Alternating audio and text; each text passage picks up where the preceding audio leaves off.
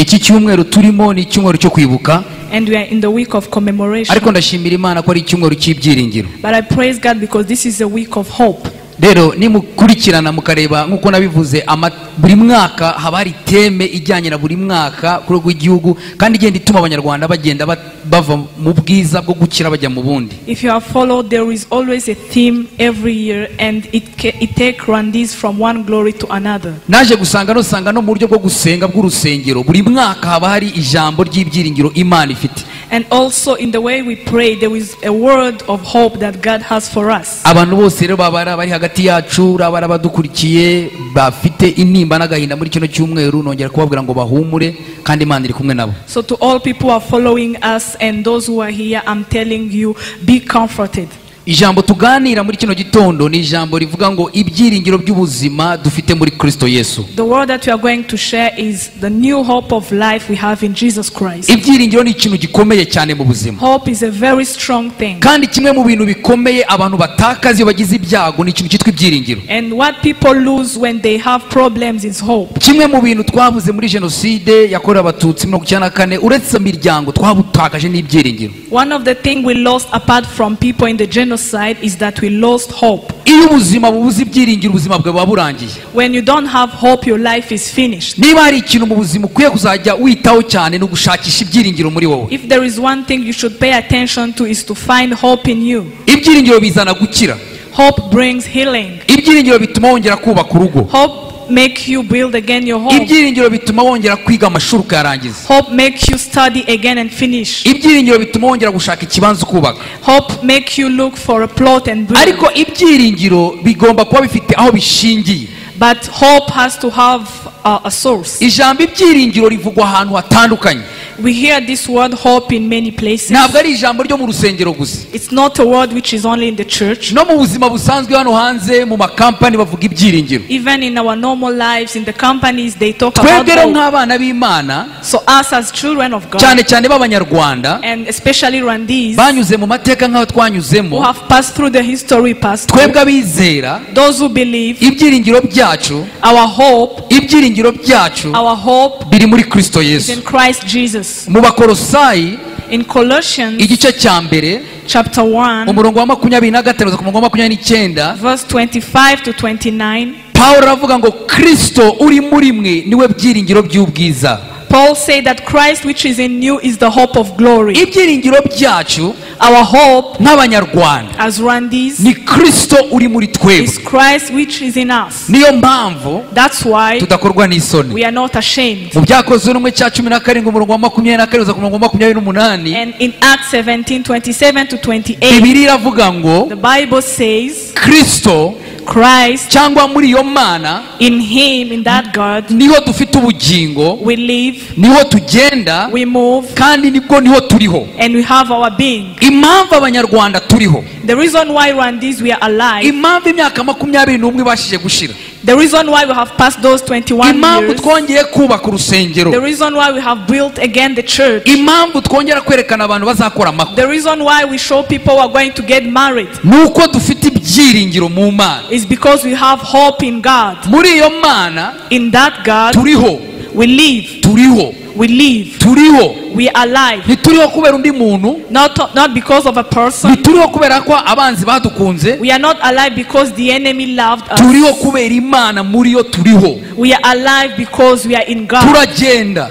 and we move, dufite ubuzima, and we have our mu being, izina rya in Yesu. Jesus' name. Yesaya igice kubera iki rero, kubera iki Yesu ari ibyiringiro byacu. Why is Jesus our hope? Ndaza kugaruka kuri biriya nyuma. Kubera iki Yesu ari I'll come ibyiringiro back to it byacu. later. Why is Jesus our hope? Muri iki cyumweru, In this week, kuva kuwa gatanu, from Friday, twaganiriye kuri yuko Kristo muri twari ibyiringiro by'ubwiza. we talked about this word that Christ in us is the hope of glory. Ariko kugira ngo bibe pratique, But for it to be practical, nibe ibintu byo mu kirere, not just things there. ndazi ko abakristo mwese anga muzi ko Kristo ari ibyiringiro byacu. I know that you all know that Christ is our hope. Ariko muri iki cyunamo, But in this commemoration numvise period, Imana inyemeza ko abakristo aho nzajya hose nzangira gusobanura neza impamvu kristo ariwe byiringiro byacu. God convinced me that wherever I go, I have to explain again why Christ is our hope. Impamvu ya mbere kristo ari ibyiringiro byacu The first reason why Christ is our nuko hope yesu kristo yanesheje is urupfu. because Jesus has defeated death. Impamvu dufite ibyiringiro The nk'abanyarwanda, reason why we have hope as Rwandese twarabuze imiryango yacu, and we have lost families abacu barishwe nabi, and our people are killed nuko brutally dufite ibyiringiro is because we have hope. kuko yesu yaravuze ngo ninjye kuzuka n'ubugingo. Because Jesus says, I'm the resurrection and the life. Unyizera The one who believes in naho me, yaba yarapfuye even if he dies, azongera abeho. he will live again. Ndabinginze muzagure CD yo kuwa gatanu. Please buy the CD of Friday. Nasobanuye mu buryo buhagije impamvu iri jambo ari rizima. I explained why this word is alive. Twabuze abanyarwanda barenze miliyoni We bishe, have lost more than 1 million Rwandese, ariko njyewe ntawe uzabimakanya but no one will challenge me kubera ko mfite ibyiringiro because I have hope ko abanyarwanda benshi bishwe muri 1994, that many Rwandese who are killed in umubare munini 1994, wabo most of them uyu munsi bari mu ijuru. today they are in heaven. Kubera iyo mpamvu Why? nuko jenoside atari aksida, Because the genocide was not an ni accident. urupfu rwabagezeho biteguye. It's a death which came to them. They were prepared. Benshi babaga bari mu nsengero, Some of them were in churches, interahamwe zikabazenguruka, and the Interahamwe come and gather around bakabona them, n'ahandi hantu ho kujya. and they saw that they didn't have another place to Mpamya go. ko n'abatarasengaga So even the people were not praying at that time. ku They munota wa prayed. nyuma hari ijambo On bavuze. the last minute, there is a word they said. Imana niyo imenya ibiri mu mitima y'abantu. God knows what is in the heart of people. Ndababwiza ukuri, I tell you the truth. Imana yumva gusenga kw'abayisenga mu God byaha. hears the prayers of those who pray to Him. Nabaye ubuhamya bwa sogokuru wanjye, I will give you the testimony of my yafashe grandfather. icyemezo, yari umupasiteri, ava mu gihuru, aravuga ati banyicire mu rusengero. He took a decision. He left the bush and then come to church. and Araza say, I will yicara die kuri there. aritari aho yajyaga abwiriza, He sat where he was standing preaching, baraza koko baramwica. and they killed him. Ndahamya nashidikanya, I know for mfite sure. ibyiringiro ko umunsi umwe I have hope that one day sogokuru wanjye, my kuko grandfather, yizeraga, because he believed, kandi biravuga ngo hahirwa abapfa bizera. and the Bible says, "Blessed are those Yesu who yaravuze die ngo nijye believing." kuzuka n'ubugingo. Jesus is the resurrection and life. Unyizera If you believe in me, naho yaba yarapfuye even if he dies, azongera abeho. he will live again. Muzagure CD yo kuwa gatanu, By the seed of Friday, muzumva neza iri jambo. you will understand well this Jenoside word. ntiyari ubushake bw'Imana. The genocide was not the plan of Mu God. mugambi w'Imana ntabwo harimo jenoside, In the plan of God, there is no genocide. ariko mu byago byinshi satani aduterereza But in the troubles that the devil bring to us, ahora ahomba. he always loses. Kuri we urupfu ni intwaro ye, For him, death is his weapon. ariko ku Mana, But for God, ku bizera, for those who believe, dufite ibyiringiro, we have hope. ntidutinya urupfu We are not afraid of death kubera ko Yesu Kristo yanesheje urupfu. because Jesus defeated death. Ibi iravuga muri Timoteyo wa kabiri igice cya mbere umurongo wa 8 kugeza ku murongo wa 11 The Bible says in 2 Timothy 1, 8 ngo Yesu 11, Kristo yahinduye urupfu ubusa, that he has abolished death kandi ngo abyerekanisha ubugingo no kudapfa ubutumwa and bwiza. has brought life and immortality to Abaheburayo life igice to cya the kabiri gospel. umurongo wa 10 kugeza ku murongo wa 15. Hebrews 2, 14 to 15. Bibiliya iravuga ngo abone uko abatura bahoze mu bata bwo gutinya urupfu mu kuboko kwabo kose. And free those who all their lives were held in slavery. Impamvu ya mbere rero Kristo ari ibyiringiro byacu The nk'abanyarwanda, first reason why Christ is our hope as nuko Rwandese Kristo Yesu yanesheje is urupfu. because Christ Jesus has defeated death. Ndashaka kubwira umuntu uri hano wese uneze amatwi, I want to tell everyone who is here listening to me, urupfu rurababaza,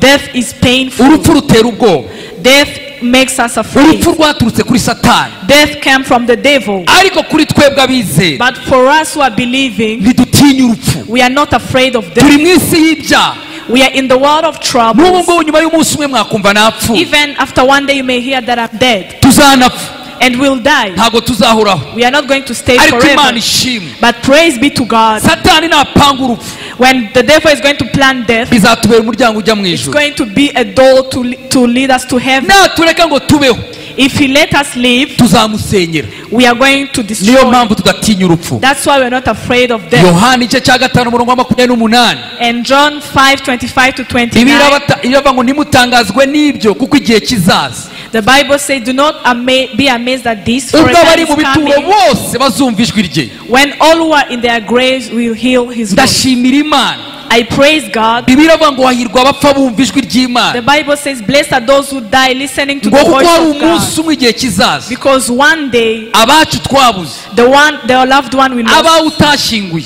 the loved one you didn't bury, abawe utazi aho bagiye, the loved one you don't know where they are, Imana yari iri kumwe nabo muri kiriya gihe. God was with them at that time. Bibiliya iravuga ngo hari igihe kimwe The kizaza Bible says that one day, ubwo abari mu bituro byose that when those who are in their grave, bazumva ijwi rye. they will hear his voice. Impamvu ya kabiri rero, And the second reason, impamvu ya kabiri Yesu ari ibyiringiro byacu, second reason why Jesus is our hope n'uwo ari we. is because of who he is. Yesaya igice cya 61 Isaiah 61, kuva ku murongo wa mbere kugeza ku murongo wa 4. 1 to 4. Nagira ngo usome iryo jambo. I'm going to read this word. Biriya amaze kuvuga haruguru, uzagure CD uzumva ibindi bitangaje If you uburyo buy Yesu the yanesheje CD, you are urupfu. going to listen to what I've said Kandi niba before. ari ikintu gikomeye gitera ihungabana, And if there is something which is very powerful and can ni ugutinya traumatize, urupfu. is to be afraid of death. Kuko iyo umuntu yapfushije Because when you have lost people, ahora yikanga ko azapfa. you always afraid to die. Ariko ndashimira Imana, But I praise God. Yesu yanesheje urupfu. Jesus has defeated Bwira death. umuntu ukuri iruhande uti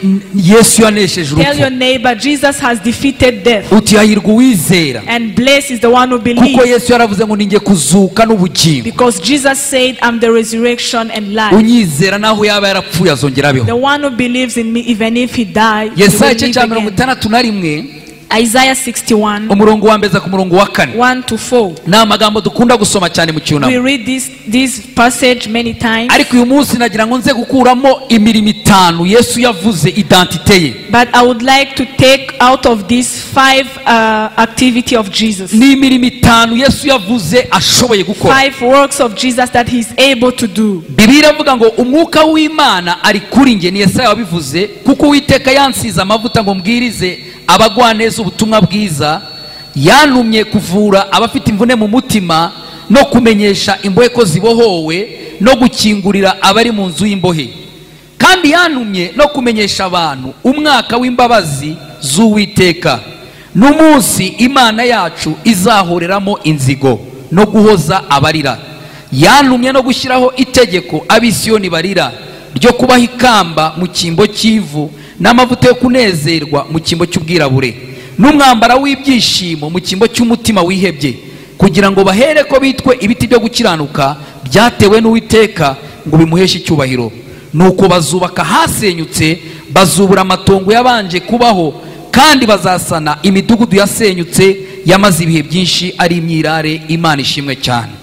Praise be to God. Ndashimira Imana kubwira ijambo Yesaya igice cya 61 umurongo wa mbere ku murongo wa I 4. thank God for this word in Isaiah 61, 1 to 4. Aya ni amagambo y'ibyiringiro ku Banyarwanda. These are words of hope for Rwandese. Ni impamvu ya kabiri Yesu ari ibyiringiro byacu. It's the second reason why Jesus is our hope. Ni amagambo yavuzwe na Yesaya imyaka 700 Yesu ataraza. Those words were said by Isaiah 700 years Ariko before nimurebe Jesus. igitangaje. But look at what is amazing. Muri Luka igice cya 4 umurongo wa 17 ku murongo wa 20. In Luke 4:17 to 20, Nyuma y'imyaka 700 after 700 years Yesaya bivuze, that Isaiah prophesied, mu matwi y'Abisirayeli bumvaga yuko Yesaya avugaga ibyo kuzava i Babuloni. in the ears of Israel, they thought Isaiah was talking about leaving Babylon, Ariko ntibabibona. but they didn't see it. Nyuma y'imyaka 700 Yesu aravuka. So after 700 years, Jesus came Bibiliya to ivuga earth, ngo umunsi umwe yinjira mu isinagogi, and one day he entered into a aza mu synagogue. rusengero nk'uko namwe mwaje He gusenga. came to a church like you came, Bamuhereza igitabo ngo asome. and they gave him a book to read. Bibiliya ivuga ngo ku murongo wa 17 muri Luka igice cya 4 ngo bamuha igitabo cy'umuhanuzi Yesaya arakibumbura. And the Bible says that they gave him the book of Isaiah, and he opened it. Imirongo yasomye, And the passage that he read, igice yasomye the verses that he read, hadakuyeho ijambo na rimwe, without removing any word, nari amagambo Yesaya yavuze. it's those words that Isaiah said. Bibiliya ivuga ngo Yesu abumbura igitabo, The Bible says that Jesus opened the book. nta wari umuzi. No one knew him. Icyo gihe Bibiliya zari imizingo. At that time, the Bible was like a book. Baramutomboje gusa mu rusengero baramuhereza ngo ngaho soma. They just picked him in the church and told him, just Afata wa read. muzingo arawusoma. And he took the book and read it Aratangira ati umwuka w'Uwiteka ari kuri njye. and said, the Spirit of God is on me. Umwuka w'Uwiteka ari kuri njye. The Spirit of God is on me. Bivuga ngo natumwe n'Imana. Which means I have been sent by God. Ati kandi Imana yaransize. And God has anointed me, bivuga ngo ndi Mesiya. which means I'm Messiah. Arasoma byose. Read all the passage. Bigeze ku murongo wa 20, And on verse 20, Bibiliya iravuga ngo amaze kubumbika icyo gitabo after closing the book, agisubiza wari ukimuhaye. he handed it back to the Bibiliya iravuga one ngo who gave it abantu to bose him. bari mu isinagogi And all the people were in the synagogue. baramutumbira. They gazed at him intently. Mpora nibaza ikibazo, I'm asking myself a question. kubera iki abari bari mu rusengero bamutumbiriye? Why they looked at him? Ko icyo gice cyari kimaze imyaka 700 gisomwa. Because the passage was read 700 Bari years. bategereje umuntu uzahoza amarira. They were waiting for someone to comfort them. Bari barategereje umuntu uzabacungura. They were waiting for someone to save them. Kubera iki bagumye kwitegereza? Why did they look at Jesus? Mpamya nashidikanya ko uwo munsi Yesu asoma icyo gice cya Yesaya, I know that when Jesus read that passage in imbaraga Isaiah, yararimo the power that he had n'amavuta yabivuganye, and the anointing that he bishoboka had, ko abantu bari bicaye bavuze ngo ibi ntabwo biri burangire tu. maybe people said this is not going to be Hari the ikintu end. agiye kuvuga There gikurikiyeho. is something that he's going to Umurongo wa say after. 21, And on verse 21, Yesu avuga declaration Yesaya atavuze. Jesus made a declaration that Isaiah Yesaya didn't yarahanuye ariko ntiyigeze avuga ngo ibi birasohoye. do. Isaiah prophesied, but he didn't say that this is Ariko accomplished. Yesu ahagaze mu rusengero But Jesus, when he was standing in the church, aravuga ngo uyu munsi he said, today, nyuma y'imyaka 700 after 700 years musoma ibi bintu, that you have read uyu this, munsi today, ibyo byanditswe these scriptures, bisohoye mu matwi yanyu. they came true. Ni nkaho yavuze ngo karabaye. It's like, it's finished. Ibyo mwari mutegereje imyaka 700, What you have been waiting for ibyo 700 years, mwasomye mugasomerwa, what you read and were read uyu munsi, today, uyu munsi banyarwanda, today, Randis, uyu munsi bantu bari abafite intimba n'agahinda mu today, mitima, you people who are here and are uyu mourning, munsi ibyo Yesaya yavuze, today what Isaiah said, Yesu yarivugiye ngo byarasohoye. Jesus said it's accomplished. Ijambo yavuze ngo umwuka w'iteka ari kuri nge, The word that he said that the Spirit of the Lord is on me, ijambo yavuze ngo yarantumye, and he sent me. ni nkaho yavuze ngo ndi hano rero It's like to say I'm here kugira now ngo mumbone for you to see me, ibyo Imana yantumye and what God sent me to do bisore mu izina rya be Yesu. accomplished in Jesus. Nanjye uyu munsi kuri iki cyumweru And me too this ku Sunday, nshuro ya 21 twibuka jenoside on yakorewe the abatutsi mu Rwanda, 21st commemoration of the ndashaka genocide kubwira against abantu Tutsi, bose banteze amatwi, I want to tell all the people listening, Yesu niwe byiringiro by'ubuzima dufite, Jesus is the hope of our life, kuko niwe watumwe n'Imana because he's the one who was sent by kandi niwe God, wasizwe n'Imana. and he was anointed by God. Muri iyo mirongo ine Among those 4 verses, Yesu yavuze ibintu bitanu ashoboye gukora. Jesus said 5 things that he's able to do. Icyambere, The first thing, Yesu ninde? who is Jesus? Icyambere The first, ni umubwiriza w'ubutumwa bwiza, he's a preacher of the good news, kuko yaravuze ngo umwuka w'iteka ari kuri nge, because he said the Spirit of the Lord is on me. yarandumye ngo mbwirize abagwaneza ubutumwa He bwiza. sent me to proclaim good news to the poor. Yesu niwe butumwa bwiza, Jesus is the gospel, ariko niwe messenger, and he's the messenger. niwe njya ntinya kuvuga ngo niwe evangelist kugira ngo batazagira ngo nuko ni umu evangelist. Yesu ni umubwiriza w'ubutumwa bwiza. He is a preacher of the gospel. Yarivugiye ngo ni umwuka w'iteka yaransize He said the Spirit has kugira anointed ngo me mbwirize abantu ubutumwa to bwiza. proclaim the good news. Impamvu dufite ibyiringiro rero The reason why we have ni uko hope, uyu mwami twizeye because this Lord that we have Icyambere, trusted, the first ni thing, umubwiriza w'ubutumwa he's a bwiza. preacher of the good news. Amagambo amusohokamo The word which comes out ni of him amagambo y'ibyiringiro. are words of hope. Icya kabiri, Second, Yesu avuga umurimo wa kabiri ashoboye, Jesus talked about his second work. aravuga ngo icya kabiri, The second, ntabwo ndi umubwiriza w'ubutumwa bwiza gusa, I'm not only a preacher of ndi the good news, umuvuzi. I'm a healer. Yesu ni muganga. He's a healer. Ahangaha ni mu mujyi, Here it's in ariko town. iyo ngiye kubwiriza mu cyaro hari amakorasi barimba ngo Yesu ni muganga. But when I go to preach in the rural areas, they sing that Jesus is the doctor. Ijambo Yesaya yakoresheje The word that Isaiah used, avuga ngo yandumye kuvura abafite imvune mu mutima, he said, he sent me to heal the broken ntabwo hearted. yakoresheje savior, ntabwo ari umukiza wo gutanga ubugingo He buhoraho. didn't use Savior, the one who gives eternal life. Yakoresheje a healer, umuvuzi. He used a healer, someone Yesu who ni treats muganga. people who are ill. Yesu ni muganga. Jesus is a doctor. Yesu ni muganga. He's a doctor. Yesu aravura. He treats people. Yesu abaga ikibyimba kiri ku mutima. He operates the wounds on your heart. Abaganga bo mu Buhinde babaga ibibyimba byo mu bwonko. The doctors in India, they operate people. babaga in the ibibyimba head. byo mu mubiri. They operate tumors in the body. Yesu abaga ikibyimba kiri ku mutima And Jesus operates tumors which are on the kitabonwa heart, na MRI niba ari MRI, which cannot be seen through kitabonwa na MRI, scanner which y'ubwoko cannot be bwiza gute. seen through scanners. Bashobora gupima mu bigo byose bifasha abahungabanye bakakibura. They can examine in all the institution and cannot Yesu find akagenda it. ku mutima w'umuntu uremerewe, But Jesus touched the heart of someone who is uryamye broken-hearted, cyangwa ureba, who is sleeping or awake, agakuraho ikibyimba and cy'agahinda remove the tumor of pain, cyagiye kibyimba bitewe n'abacu twagiye tubura. which was caused by losing your loved ones. Bantu b'Imana, People of niyo God. mpamvu Yesu yavuze ngo yantumye kuvura abafite imvune mu That's mutima. why Jesus said he sent me to heal the Iyo broken ataba hearted. Yesu, If it wasn't Jesus, nta bitaro byari kuzavura abantu bacitse ku icumu. there would not be any hospital to treat the Bari kugerageza survivors. kuvura umubiri They would w'inyuma. have tried to treat the Kandi outside body, barabikoze. and they did it. Ntiwambwira umuntu wabuze abana barindwi You can't tell me that someone who lost 7 bakamwica children yambaye ubusa ku karubanda, and they killed him naked on the street, bakamushinyagurira. and he was tortured. Kuwa gatanu ari ndahantu umuntu atanga ubuhamya, Friday I was in a place and someone gave a aravuga ngo testimony. mama wanjye yarapfuye He nyagupfa, said, my mother died really, arazuka. and she was resurrected. Iryo jambo ryanyinjiyemo, That word came into me, ndavuga nti iyo abantu babyumvise bagira ngo ni imikino. and I said, when people hear it, they think it's a Ndababwiza joke. ukuri, abanyarwanda barapfuye nyagupfa. I tell you the truth, Rwandese died really. Amezi atatu umuntu baramutemye mu mutwe, ubwonko buri 3 hanze, imvura igwa ntapfe. 3 months, someone who has been wounded and the rain is falling on him, and Bibiliya he's iravuga not ngo dying. Yesu ni umuganga, But the Bible says that Jesus is ni a healer. umuvuzi.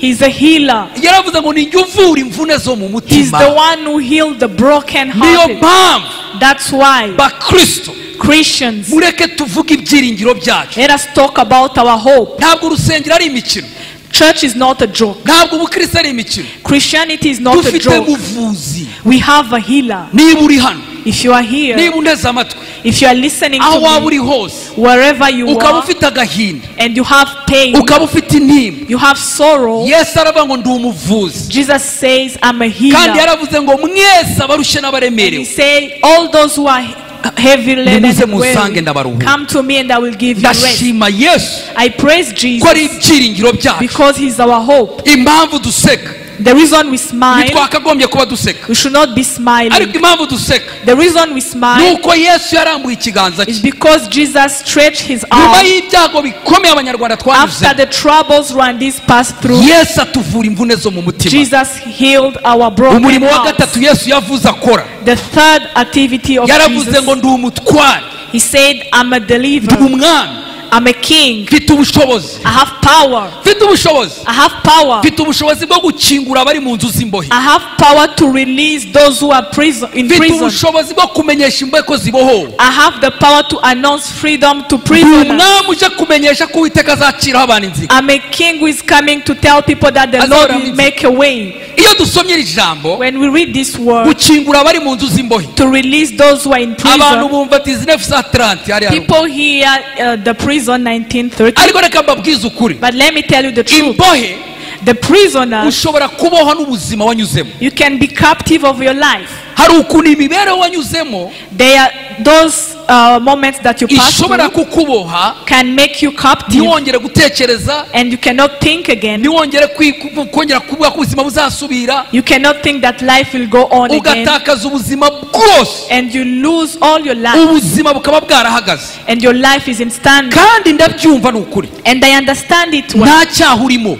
You are not in a sin, kuko ibyakubayeho because what happened to you, ntabwo ari wabyiteye. it's not you who caused it. Ariko ndashimira Imana, But I praise God. ubwoko ubwo ari bwo bwose, Any tribe, uburyo ubwo ari bwo ubwoko ni ukuvuga uburyo ubwo ari bwo bwose waba uboshywe any way you are held haba captive, ari mu buryo bw'ibitekerezo, if it's in your mind, haba ari mu buryo bw'amarangamutima, in your emotions, uyu mwana, now ibi byiringiro byacu The hope that we have, yesu afite ubushobozi. Jesus has power. Umurimo wa gatatu ashoboye The third work that he's si able to umubwirizabutumwa do, gusa, it's not only to preach the si good news, umuvuzi gusa, it's not healing. abasha kutubohora, He can deliver us akagarura ibitwenge byawe byagiye, and bring your smile, akagarura isura yawe nziza wari and ufite, bring back your nice face, ukongera ukambara ukaberwa, and you dress and look ukongera good, ubuzima bugakomeza. and life goes on. Kubera iki? Why? Nta wundi wabikora, There is no one who can do nta wundi that. wabishobora. There is no one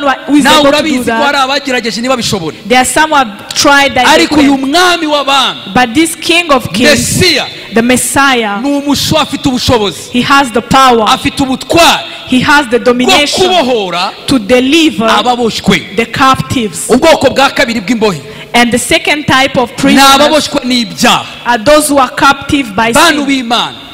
People of God, Imyaka 21 irashize, 21 years have hari passed. abantu baboshywe n'umutima ubacira urubanza kubera ko bafite amaraso y'inzirakarengane mu ntoki There zabo. are people who are bound by a guilty heart because they have the blood of innocent people. Gacaca ntiyakubonye, The Gachacha didn't see you. nta muturanyi wari ubizi, No neighbor knew it. ariko ugenda n'ubwoba n'amaraso mu ntoki. But you have fear and blood in your hand. Yesu afite ubushobozi Jesus has bwo power kukubohora to release you niwemera kwihana, if you accept to repent ukatura ibyaha byawe, and confess your ukavuga uti sins, nubwo nta muntu n'umwe unzi, and says even if no one knows about nubwo nta me, muntu n'umwe wambonye, no one have seen me, ariko umutima wanjye but my heart uraboshywe. is bound. Hora numva amajwi y'abantu nagiriye nabi, I always hear the voices of people hora I numva betrayed. umutima wanjye undega.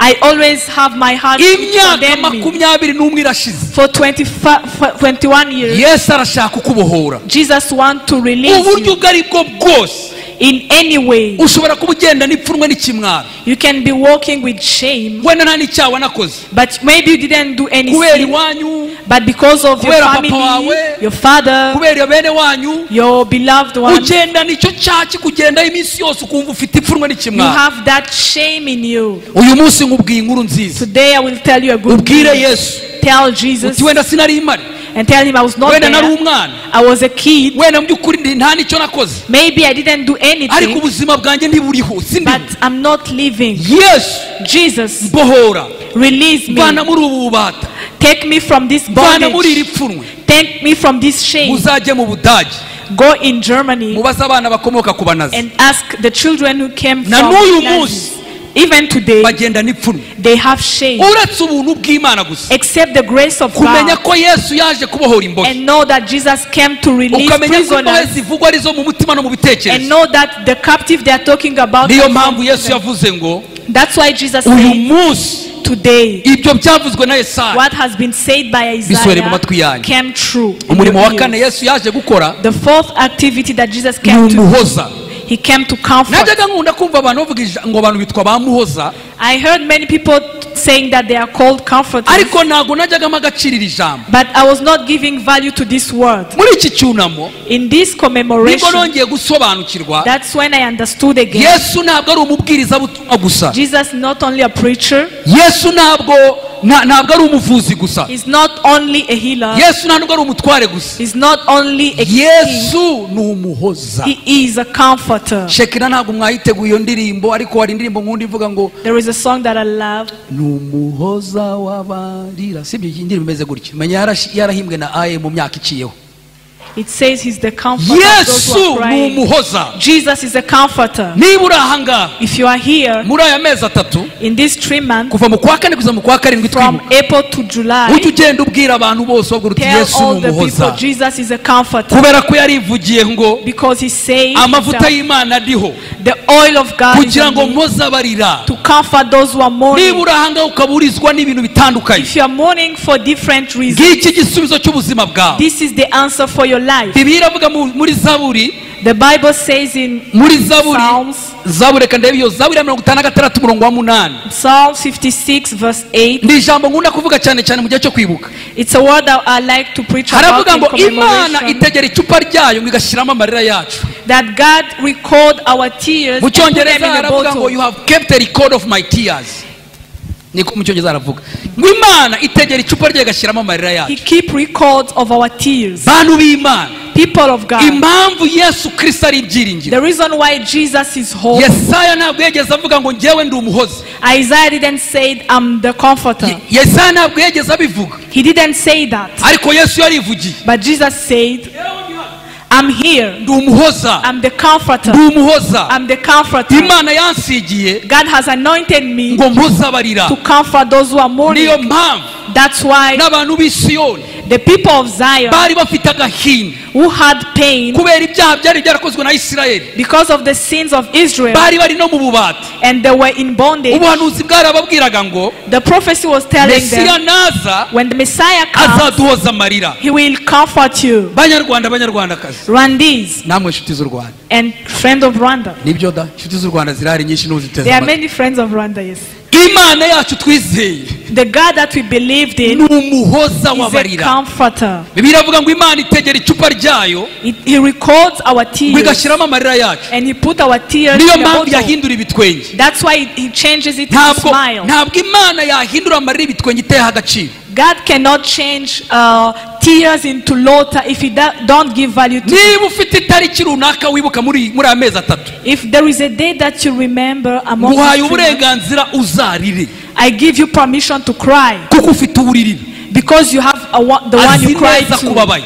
He knows that you are in pain. Ibyakubayeho ntibyari ubushake bwayo, It was not his will what happened to ariko you, umugambi w'Imana, but the plan of God mu rukundo rw'Imana. in his love. Bibiliya iravuga ngo Yesu The Bible says that Jesus, azatwambika ikamba ry'ubwiza he will give us a crown of mu beauty cyimbo cy'ivu. instead of ashes. Azadusiga amavuta y'ibyishimo He will anoint us of oil of joy mu cyimbo cy'ubwirabure. instead of mourning. Azadusiga amavuta yo kunezerwa He will anoint us of oil of mu joy cyimbo cy'ubwirabure. instead of mourning. Ngiyi impamvu y'ibyiringiro byacu. That's the reason we have hope. He is able. Arashoboye. Ntabwo ndi kuvuga secretary general wa UN, no. I'm not talking about the UN Secretary Ntabwo mvuga General, director w'umushinga runaka. not the director of a program. Sindi kuvuga bishop, umusenyeri, apotre, evangeliste, I'm not talking about a no. bishop, evangelist, Ndavuga deacon. umwami I'm w'abami talking about the King of Kings wageze kwa Lazaro, Lazaro yapfuye, who arrived at Lazarus' place when he was dead, akavuga ati Lazaro and he said, Lazarus, sohoka mu gituro. come out of your grave. Uyu mwami w'abami This King of Kings, afite ubushobozi, he has power. yarabikoze mu Rwanda turabibona, He has done it in Rwanda, n'uyu and, I've munsi seen it. akomeje kubikora. And he's still doing it now. Reka ngire icyo mvuga, Let me say this. kwibuka ntibizarangira. Will not stop for commemorating. N'uyu munsi turacyibuka intambara ya mbere y'isi yose haciye imyaka We are irenze still 100, commemorating the first World War natwe jenoside and the genocide, yatwaye bene wacu, which has taken our beloved yatwaye ones, abavandimwe bawe, which took your yatwaye abaturanyi relatives, bawe. which took your neighbors. Buri mwaka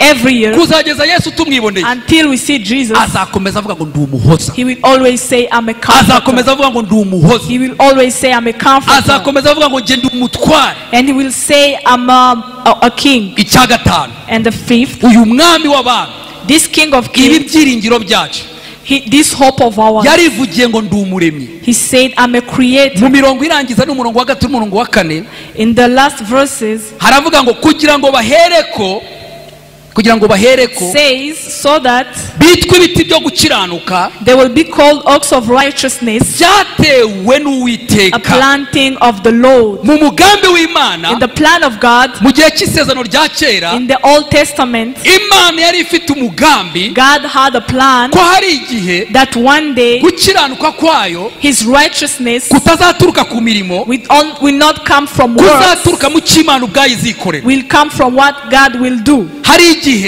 There are times mu bitekerezo by'Imana in the thoughts of God, yavuga ngo hari igihe hazaba ubwoko ngewe ubwanjye niremeye. he said there will be a tribe which I'm the Niyo creator. mpamvu That's why muri iri jambo ryo muri Yesaya in this word in Yesu Isaiah, yavuze ngo Jesus said bazitwa ibiti byo gukiranuka they will be called oaks of righteousness, byatewe a n'Uwiteka. planting of the Lord. Our Jesus, Yesu wacu, our hope, ibyiringiro byacu, Yesu, Jesus, he is a planter. ararema. ashyira arema gukiranuka kw'Imana. He creates righteousness of God. yita ibiriho akabyita ibitariho. He calls what is not there and ibitariho akabyita ibiriho. he calls what is not there to existence. Bibiliya ivuga ngo nuko bazubaka hasenyutse. The Bible says that they will build where it was destroyed. bazubura amatongo yasenyutse. They will rebuild the ancient ruins yamaze ibihe byinshi ari imyirare. that were ruined for a long time. mu bitekerezo by'Abisirayeli muri kiriya gihe In the thoughts of the Israelites in that bari time, bazi ko Imana ivuga kuva i Babuloni. they were thinking that God was talking about leaving Babylon. kandi koko byarabaye. And it happened. ariko nyuma yaho But after that, Isirayeli Israel yarongera asenyuka.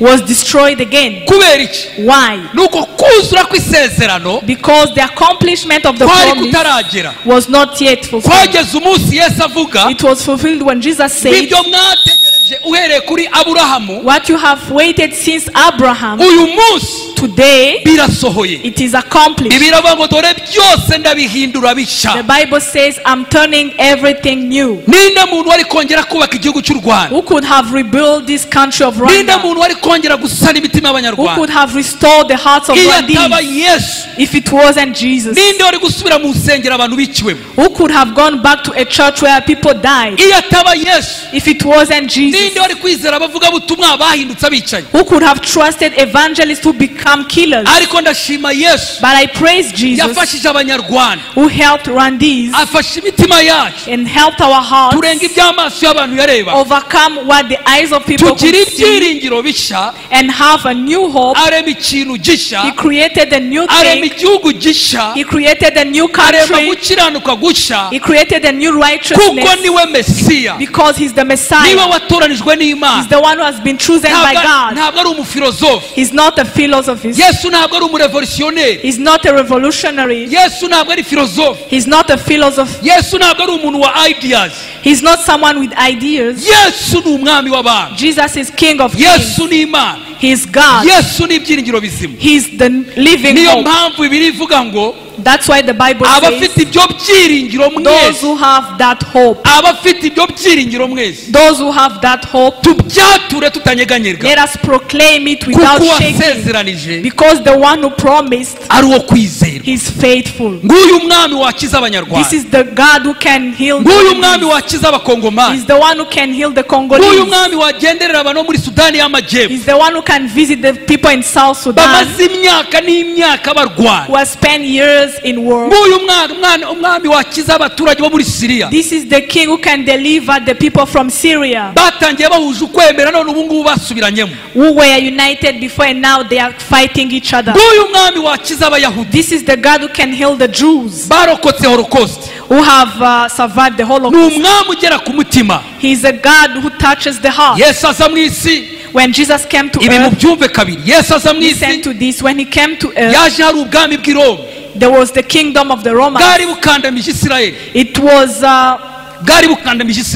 It was putting Israel under their ariko icyo domination. nkundira uyu mwami w'abantu, But what I love about this Bibiliya king, yose in the whole Bible, ntiyigeze agira icyo avuga ku bwami bw'i Roma. he never said something about the kingdom of yavuganye Romans. n'imitima y'Abayisirayeli. He talked to the hearts of Israel. yari kuza agasenya ubwami bw'i Roma, He could have come and destroyed the kingdom ariko of yaravuze ati Romans, misiyo yanjye ntabwo ari uguhangana n'ubu but bwami he bw'i Roma, said, my mission is not to come icyanzanye against the ni Romans. ugushaka icyazimiye. I came to look for what was lost. impamvu ya gatatu Yesu ari ibyiringiro byacu, And the third reason why Jesus is our hope, impamvu ya mbere Yesu ari ibyiringiro byacu the first reason ni uko Yesu yanesheje is urupfu. because he defeated death. impamvu ya kabiri Yesu ari ibyiringiro byacu And the second reason why he's our ni hope uwo Yesu ari we. is because of who he is. impamvu ya gatatu Yesu ari ibyiringiro And the byacu third reason why he's our hope nk'Abanyarwanda as ni Rwandese ukubera imirimo akora. is because of the works he's Bibiliya iravuga doing. muri Yohana 10:38 The Bible says in John 10:38, ngo nimutizezwa n'ibyo mvuga, if you do not believe what I say, nimupinga amagambo yanjye, if you do not believe my words, mwizezwe n'ibyo nkora. at least believe because of my works. imirimo Yesu akoze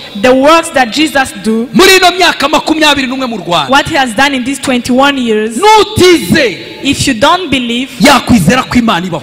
Even the one who don't believe can believe that God nkunda exists. kuvuga ngo hari ibintu twari tuzi ko bitazashoboka, I like to say that there are things we thought would not be possible. muri no myaka 21 byashobotse. In these 21 years it has been Ibyo possible. rero byashobotse, Those things that were made possible, aba ari byo wubakiraho ibyiringiro you byawe. should build your hope on that. Niwemere ko Satani akwereka ibitarashoboka, Do not allow the devil to show you what is not yet possible. niwemere ko Satani akubwira ngo ubusaba genocide bose bari hari, Do not allow the devil to tell you that all the people killed others Oya. are not yet repenting. vuga uti nubwo bose batiganye ariko nzabihanye by'ukuri. Even if they have not yet repented, but I know Uvuga some uti have niba nzi repented. 5 bihanisha n'abandi bazihana. I know 5 who have repented and others will repent. Naho nutangira kuvuga ngo bose bari hari, If you say, did all repent? ntabwo uzasinzira. You are not going to sleep. Shira ibyiringiro byawe Put your hope mu bimaze gukoreka. in what has happened Ntabwo wari uzi ko already. uzongera kwiga, You didn't know that you could go to ntabwo school twari again. tuzi ko abanyarwanda bari hanze bazatahuka mu No Rwanda. one knew that Rwandese who were outside the country would Abari come mu Rwanda again. twari tuzi ko hari ababa hanze. We didn't know there were people who were living Ntawe abroad. wari uzi ko u Rwanda ruzongera kuba u Rwanda. No one knew that Rwanda will become Rwanda Muri again. 1992 bajyaga bacanga ku In Kimisagara, 92, people were passing here in ntibari Kimisagara. kurota ko uru rusengero ruzubakwa They will hanga. never have dreamed that there will be such a big Niba church. warabuze ibyiringiro, If you don't have hope, uyu munsi uze gusohoka today as you go ugende out, uhagarare hariya kuri kaburimbo go on the streets urebe kino kibanza, and look at this uvuga plot uti niba hariya ahantu harahoze urutoki ubu ngubu akaba ari urusengero, and say, if here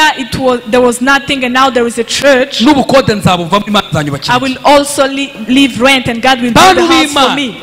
People of God, Nemera ko Satani ariho, I know that the devil exists. ariko niba ari umuntu udatinya Satani ni njye. But if there is someone who is not afraid of the devil, it's me. Ndabizi ko anyanga, I know that he hates me nanjye ndamwanga. and I hate him. Ndabizi ko nzapfa, I know that I will die, ariko sintinya gupfa, but I'm not afraid to kuko die. nzi ko mpfuye Because I know that if I ibyo die, nabwirije byose what I have preached, nzabibaho muri live ubuzima, I will see it live. kandi ningumaho And if I'm alive, nzakomya mvuge. I will keep saying, Satani he's a loser. the devil is a loser. Yashatse gusenya u He Rwanda, wanted to destroy Rwanda, ariko mpamya ko Satani ashobora kuba yicuza. but I think now he's regretting. Ndababwiza ukuri, I tell you the truth. wikwemera umutima wo kukubwira ibidashoboka, Do not allow your heart to tell you what is impossible. emera umutima wo kubwira ibishoboka. Allow your heart to tell you what is Mbere possible. yuko njya ku nkuru ya nyuma, Before I go to the last story, nayivuze kuwa gatanu ariko ndayisubiramo. I talked about it on Friday and I will Ndashaka repeat kureba it. abantu bari abafite imyaka 20. I want to see people who are here who have 20 years. Uzi ko afite imyaka 16, 17, 12 kugeza kuri 20 azamura ikiganza. If you are 16, 17, 18, 19 or 20, Ntugire lift ikibazo. up your hand. Niba uzi ko ufite munsi y'imyaka 20 zamura If you ikiganza. have less than 20 years, lift up your hand. Muzangahe imbere. Come here in front. Ntago muje kwihana ibyaha, You are muzangahe not imbere. coming to repent. Come, just come in. Ndabakunda, I muzangahe love imbere. you. Please come forward. Abantu bari munsi y'imyaka 20 People who muza. are less than 20 years. Uzi ko wese afite imyaka atageje imyaka 20 kuvuga If you know that you have less than 5, 20 7, years, 8 kugeza 5, kuri 7, 20. up to 20. Aba bantu mureba aha, These people that you see here, muri genocide in genocide, ntago bari bahari. was not there. Ibyiringiro birenze ibi ni ibi. What hope can we have more Muhagarare than this? neza abana b'Imana, Stand here in front, children of muhagarare God. neza. Stand well. Aba bantu mwegere hano. Come here. Murebe n'ukuntu basa neza. Look at how beautiful they Baba are. filime neza. Film them, Bajye bereka record Satani them, and show the devil ngo ibi ngibi muri 94. that in 94, this, Njyewe nari mari, nanjye kuvuga ngo bana banjye I was there. nari mari. I was there. Ntabwo wari kumbwira ngo sinari nzi ko ibi bizashoboka. I could have never thought that this will be possible. Uyu munsi Today, niba wajya gushidikanya if you have doubt, uvuga uti kwizera yakoze ikintu mu buzima bwanjye ntazibagirwa. say that Kwizera has done something in my life I Ngibi will never byiringiro forget. bigaragaza yuko This is the hope which shows Imana ifite imbaraga that God is powerful zirenze imigambi ya Satani. more than the plan of the devil. Amezi 3 In 3 months, abantu bahiga abantu, people chasing others. iminsi 100. In 100 days, Ariko muri iyo minsi 100 but in those 100 days, nimurebe abana bavutse nyuma ya look at jenoside. people who have been born after the genocide. Ibi byose twirirwa tuvuga, All the things that we say, abangaba ntibazi n'ibyo ari byo, they don't even know what it is. uretse kubibabwira n'ingaruka Apart bibafiteho. from telling them and the consequences. So muzamure ibiganza tubasengere So bano lift bantu. up your hands and we pray for you. Oya mwe mumanure ibiganza abana, abandi itorero ryose rizamure ibiganza Let bibereke. all the church lift up their hands and we pray for them. Tugiye We kubasengera are going to pray for them ngo ibintu twabonye so that the things that you have seen, mwebwe ntimuzabibona you may never see them kandi nta n'ibyo muzanabona. and you will never see them. Mana data, Father God,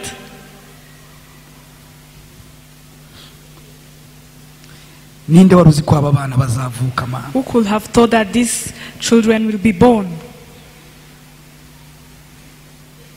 Twabuze benshi, We lost many people, ariko wareba ikintu gishya. but you created a new thing. Sengeye bano bana mwami, I'm praying for these children ntibazabona ibyo twabonye. that they may not see what we have seen. Ndagushimiye ko batazabibona. I thank you because they will not see it. Bazajya bavuga ngo ba data babonye ibyago, They will say that our fathers saw trouble, ariko twebwe but us, twabaye mu gihugu Imana yashatse ko tubamo. we live in a country where God wants us to be. Ndasengeye bano bana mwami, I'm praying for these children uzabakoreshe that you may use them, barwanya amacakubiri, that they may fight against barwanya divisions inzangano mu Rwanda. and fight hatred in Rwanda. Aba bana mwami, These children, dore barakijijwe, they are saved. dore bavutse ku babyeyi bazima, They have been born to good parents. ntago babaye mu gihugu kigira indangamuntu kuri bariyeri, They didn't live in a country where you have to show ID on a ntago roadblock. begeze ba muri equilibre ethnique regionale. They didn't live in ethnicity. Mana uzabakoreshe Lord, use them mu izina rya in Yesu. Jesus' name. Musubire kwicara, Go back to your seats. Imana ibamugisha. May God bless you. Reka duhaguruke twese turamye Imana. Let us stand up and worship our God. Imana yacu irahambaye. Our God is powerful. Inkuru nari ngiye kurangirizaho The last story to finish ni inkuru y'umugabo witwa Stefano. is a story of a man called Stephen. Bibiliya iravuga ngo Stefano The Bible says that Stephen, yari mwese muhaguruke, please stand up, all of you. yari umukozi w'Imana. He was a servant of God, Umunsi umwe Stefano baramufata, and one day they took him bamutera amabuye, and they stoned him, bamushyira hagati, and they put him in the middle, abanzi baramuzenguruka. and the enemy surrounded him. Stefano yari umukiranutsi, Stephen was a righteous man. nta cyaha Stefano yari yarakoze, He didn't have a sin, ngo batangiye kumutera amabuye. and when they started stoning him, Bibiliya iravuga ngo Stefano yari apfukamye, the Bible says that Stephen was kneeling down, bamutera amabuye, and when they were stoning him, bavuza induru, shouting, ngo afunguye amaso, when he opened his eyes, ngo agiye kubona, he saw ngo abona ubwiza bw'Imana, the glory of God, ngo abona na Yesu. and he saw Jesus. Mwibuke Stefano Remember Stephen, yabayeho igihe gito gusa Yesu apfuye, he lived a short time after Jesus ariko mu gihe died. Stefano yari agiye gushiramo umwuka, But when he was about to die, ijuru the rirakinguka, heaven was opened, ngo abona ubwiza and bw'Imana, he saw the glory of God, ngo abona na Yesu. and he saw Jesus. Bimunanira kwihangana, And he couldn't contain himself, abwira abari bamuri iruhande, and he told people who were surrounding arababwira him, ati dore and he said, look, mbonye ijuru I have seen heaven rikingutse, opened, dore Yesu. and Jesus. Masikini ntibabyumva, But they didn't understand him. we babonaga agiye gupfa, They were seeing him going to die. ariko Stefano But Stephen, yarebaga Yesu. he was looking at Jesus. Mutekereze umunezero Try to imagine the wari uri joy muri Stefano. that was in Stephen. Ni nkaho yavuze ati bya bindi It byose was like he navugaga was saying, what I have said burya ni ukuri, is true. Yesu ntiyapfuye, Jesus didn't nguriya mu die. ijuru. He's there in heaven. Ntibabyumva, They didn't ngo understand. baramusimbukira, And they catch him baramunigagura. and try to suffocate Mu gihe him. bamunigaga, And when they were suffocating him, umukiranutsi w'Imana the Stefano righteous man of God, avuga Stephen, ijambo ryoroshye, he said a simple abwira Yesu word. ati mu biganza byawe And he said, Jesus, in your hands, niho nshyize ubuzima I'm bwanjye. putting my life. Arangije areba ba bandi bari bari And mutera he amabuye, looked at those who were stoning aravuga ngo him, mwami ubababare ko and he batazi icyo said, bakora. forgive them because they don't know what Bibiliya they're iravuga doing. ngo arangije And the Bible says that after that, arasinzira, he slept. ntiyapfuye, He didn't die. yarasinziriye. He slept. Niyo mpamvu That's why Yesu ari ibyingiro bizima, Jesus is the living hope. yahinduye urupfu ubusa. He defeated death. Mpamya nashidikanya ko muri 94 I know in 94, igihe abanzi bari bagose abantu, when the enemies were surrounding people, hari ba Stefano there were some Stephen bari bari mu Rwanda, who were in Rwanda. barahari, They were there. barahari, They are there. n'abawe barimo. And your people are there too. Nubwo bavuga ngo ntibasengaga, Even if you said they were not praying, ntiwamenya ku munota wanyu. you can't know at the last minute. Niyo mpamvu natwe That's why even us, tudatinya urupfu, we are not afraid of kuko death. umunsi wanjye nugera, Because on my day, Yesu nirirwa mvuga the Jesus that I preach here, nzamubona. I will see him. Naba ndi muri Faisal, If I'm in Faisal, yaba ari accident ku muhanda, if it's an accident on the yaba road, ndyamye nkabyuka nakiriho, even if I sleep and icyo I'm nzi dead, ni kimwe, what I know, icyo Stefano yabonye what Stephen saw, nawe uzakibona. you will see it too. Tuzamura ibiganza byacu. Let us lift up our hands. Shekina idufashe kuramya Imana. Shekinah will help us Sabe Pastor Ruhimbya worship, aze and our pastor abasengere mu mbaraga z'umwuka pray wera, for you in the power of the Holy Spirit, muhamye Yesu. that you may proclaim Jesus. Yesu ntabwo ari umupsikologe, Jesus is not a psychologist. Yesu ntabwo ari umukansara. He's not a counselor. He is a King of Kings. Ni umwami w'abami. He is the Savior. Ni umukiza. Pastor Ze